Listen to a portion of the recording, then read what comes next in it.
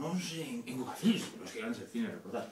Desde el Departamento de Comunicación, que aquí es donde trabaja seguramente la mejor chica de prensa en la actualidad.